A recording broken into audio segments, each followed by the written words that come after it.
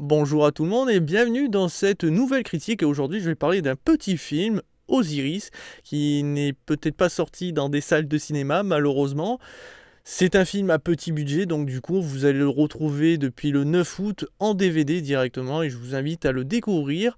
Réalisé par monsieur Shane Abbais, qui apparemment est adepte des films à petit budget et encore une fois, je n'ai pas vu sa filmographie, mais là, je trouve qu'il s'en sort vachement bien.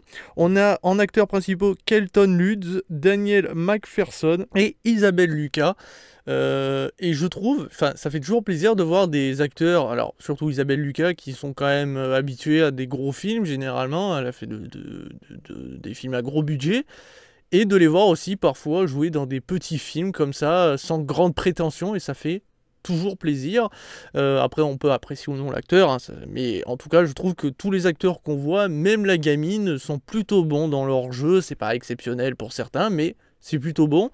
Le film arrive à nous faire, à nous attacher à tous les protagonistes qu'on voit, qu'ils soient principaux ou un petit peu secondaires, puisque Isabelle Lucas, par exemple, son personnage est plus ou moins secondaire. Mais j'ai réussi à m'attacher parce que y a une certaine force dans l'écriture, même si, attention, le scénario ne vole pas très haut, hein, c'est pas révolutionnaire. Donc du coup, je vais vous faire un résumé de l'histoire. Il y aura un peu de spoil, c'est un petit peu obligé parce que bon, voilà, il faut quand même. En fait, mon but c'est de vous donner l'envie de découvrir ce film parce qu'il est quand même assez intéressant. Alors du coup, donc on suit l'humanité qui a pas mal évolué technologiquement parlant, puisqu'elle peut aujourd'hui coloniser les planètes. Du coup, on va en suivre une, donc la 9e planète. Je ne sais pas si elle a un nom, je me rappelle pas. Osiris, c'est le nom de la ville, enfin de la capitale de cette planète. Et du coup, donc l'humanité essaye de coloniser le plus de planètes. Alors, on ne dit pas que la Terre, enfin, qui décide de coloniser des planètes parce que la Terre est en danger, on ne peut plus vivre dessus. Non, non, la Terre, on peut toujours y vivre. D'ailleurs, on voit un petit passage de la Terre. Très rapidement, on voit qu'elle a pas mal évolué. Ça fait penser d'ailleurs au film de Luc Besson, Le 5e élément, avec des grands buildings, des vaisseaux qui volent. Ça peut faire penser un peu à ça. C'est pas un copier-coller, mais c'est dommage, c'est que la Terre, on la voit très rapidement, hein. C'est très léger. Ou la deuxième fois où on la voit, c'est dans le noir. Un peu dommage. Euh, du coup, donc, l'humanité colonise d'autres planètes. Mais malheureusement, comme toute colonisation, ça peut prendre énormément de temps, ça me demande du budget et de la main-d'œuvre. Et du coup, pour, on va dire, réduire les coûts et surtout avoir une main-d'œuvre de qualité, entre guillemets, eh bien, utilise la moins chère, hein, celle qu'on peut dire même gratos, les prisonniers, qui sont ben, voilà, exploités de force. Alors, bien sûr, le film va traiter aussi de cet aspect-là, ce qui est assez intéressant, qui est rarement traité, où finalement les prisonniers sont quand même des êtres humains comme les autres. Certains sont plus mauvais que d'autres.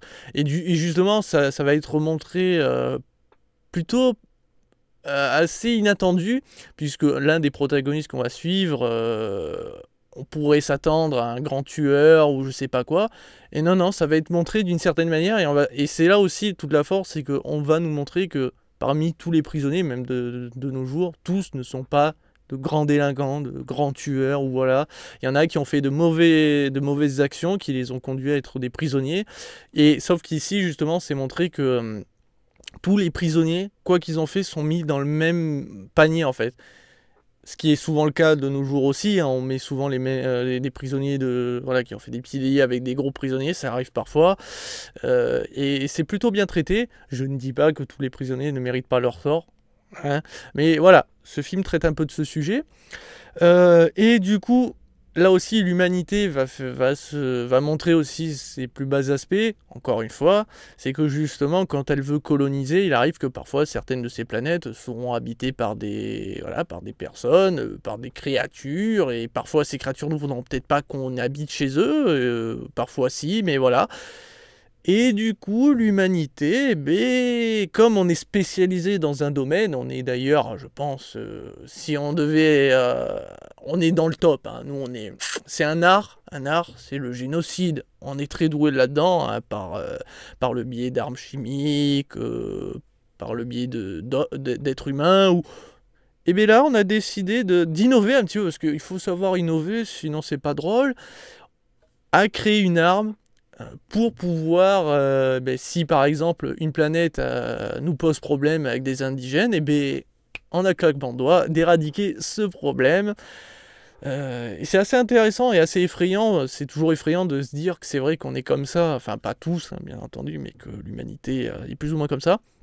Donc c'est pour ça que quand je disais que le scénario est pas ultra évolué, c'est que voilà, c'est pas non plus, c'est pas un truc nouveau, c'est du vu et du revu, mais plutôt bien traité, assez attachant, que ça soit par cette gamine hein, qui arrive à nous attacher avec cette petite voix. Même l'histoire, je trouve qu'elle est assez intéressante. Bien sûr, le souci, c'est que forcément, comme c'est un film à petit budget, il faut pas s'attendre à de l'action à gogo, des effets spéciaux à gogo. Alors, on est là dans un film post-apo,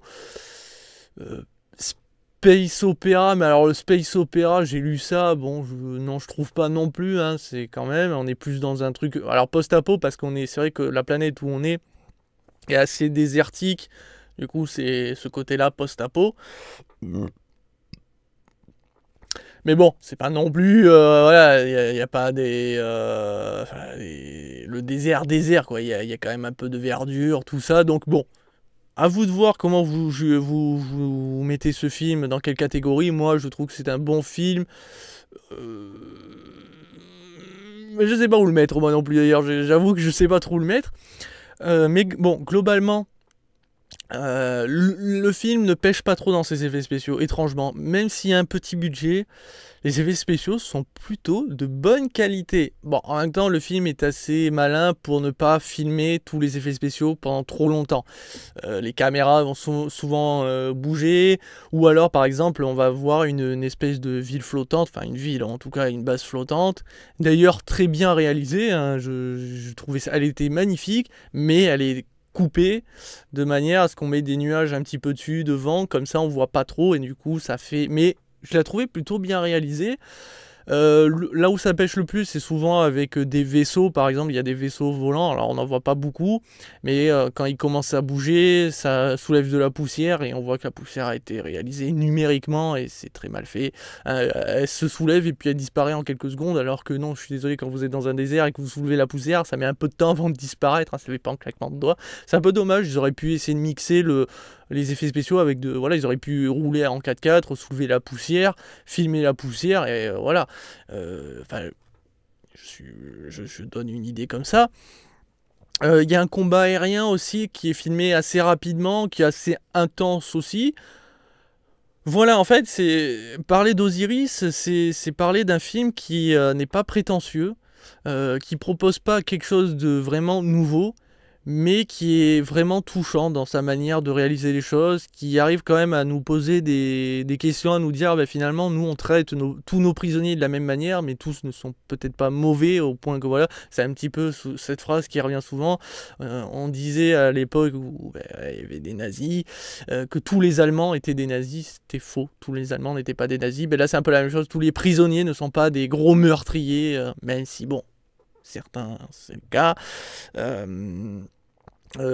Et beaucoup d'autres choses, hein, que par exemple les dirigeants de cette colonie n'hésiteront pas à sacrifier tout le monde s'il le faut. Voilà, ils n'hésiteront pas, et voilà, ça montre tous les aspects les plus mauvais, mais bon, on les connaît déjà tous, donc c'est vrai qu'il n'y a pas vraiment de surprise, mais je trouvais ça intéressant. Petite partie spoil, et je suis obligé d'en arriver là, mais malheureusement cette fameuse arme, elle est un peu ridicule quand même. Alors, c'est apparemment de vrais costumes, en tout cas. Le souci, c'est que je ne critique pas les costumes, mais je critique la créature. Qu'est-ce que c'est cette chose? Pourquoi une tortue? Une tortue, mais ridicule, hein, avec des algues ou je sais pas ce qu'elle a dessus. Bon, au moins c'est pas du revu, hein. C'est une créature vraiment créée spécialement, mais je la trouve assez ridicule. Et même la fin c'est une fin qu'on s'attend pas. C'est qu'on s'attendait peut-être à une fin comme ci ou comme ça, et non, elle arrive à nous surprendre. Alors après, c'est pas une fin, voilà, mais quand même, c'est étonnante. Euh, Qu'est-ce que je peux dire de plus? Bon, les musiques sont un peu anecdotiques, hein, on va pas les retenir. Bon, après, je vous avoue même que j'ai regardé le film et par moments j'avais l'impression qu'il n'y avait pas de musique alors qu'il y en avait, mais elle ne me transcendait pas plus que ça, donc petit bémol là-dessus, mais certains les trouveront génialissimes comme merdiques, certainement. Euh, Qu'est-ce qu'on peut dire? Ah si, très... Enfin, pour les personnages secondaires, parce qu'il y en a certains que j'ai trouvé vraiment intéressants, le couple de frères et sœurs, enfin, frères et demi-sœurs. Alors, d'ailleurs, c'est aujourd'hui montrer un peu d'homosexualité, que ce soit avec des femmes ou des hommes, ça commence un petit peu à rentrer dans les mœurs. On essaye d'en mettre de plus en plus dans des films, avec plus ou moins de succès ou avec plus ou moins de culot. Par contre, des couples incestueux, c'est extrêmement rare. On avait vu ça, merde, dans un film. Je me rappelle plus le nom, je vous mettrai ça dans. Voilà, j'écrirai ça quelque part. Qui était beaucoup plus poussé. Ici, c'est un couple apparemment incestueux, entre guillemets, hein, demi-sœur, on peut pas considérer, mais c'est quand même considéré comme de l'inceste. Mais c'est pas vulgaire. On va pas vous montrer de choses, voilà, mais c'est un couple. Dommage, enfin un couple, et encore, même là c'est assez ambigu, est-ce vraiment un couple ou est-ce que c'est plutôt des potes et voilà, on sait pas vraiment, ça joue là-dessus, mais je trouvais ça intéressant. Et d'ailleurs, les deux personnages, on les voit au début quelques minutes, et petit à petit, on s'y attache un petit peu. Enfin, moi, j'ai réussi à m'attacher à plus ou moins tous les persos, même si c'est vrai que par moments, il essaye de forcer à ce qu'on s'y attache, dans le sens en nous racontant l'histoire tout d'un coup, comme ça, tiens, il commence à discuter, tout ça, entre deux passages. Bon, c'est pas non plus. Voilà, il n'y a pas de quoi se dire, oh putain, mais ce personnage là-dedans, il est trop touchant. Bon, voilà, c'est pas non plus. Et dernier point à souligner, donc le film est en plusieurs chapitres. Donc il y en a 7 au total, si je dis pas de conneries. Ceux que j'ai préférés, je les ai notés. Donc le chapitre 2 avec les prisonniers, puisque en fait on suit d'abord le premier chapitre, on voit de plusieurs protagonistes, et derrière il revient un peu dans le temps pour nous montrer qu'à ce moment-là, donc les prisonniers ont vécu telle ou telle chose. Et le chapitre 2 est pour moi quasiment mon préféré, parce que celui avec les prisonniers est vraiment très intense.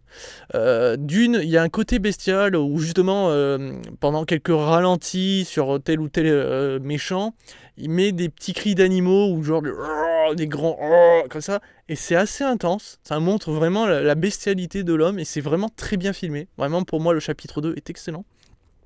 Il y a le chapitre 3 noté, le 4 et le 6. Pour moi, c'est mes préférés. Je vous laisse tous les découvrir après, je n'en dirai pas plus. Donc voilà, petite critique d'Osiris, donc ma note. Mais ma note, je vais être très généreux, parce que pour moi c'est une belle surprise, moi qui ne m'attendais à rien dessus. C'est une note de 4 étoiles sur 5. Pour moi, ce qui pêche le plus, c'est la créature que je trouve assez ridicule. Un ou deux effets spéciaux, mais c'est pas non plus...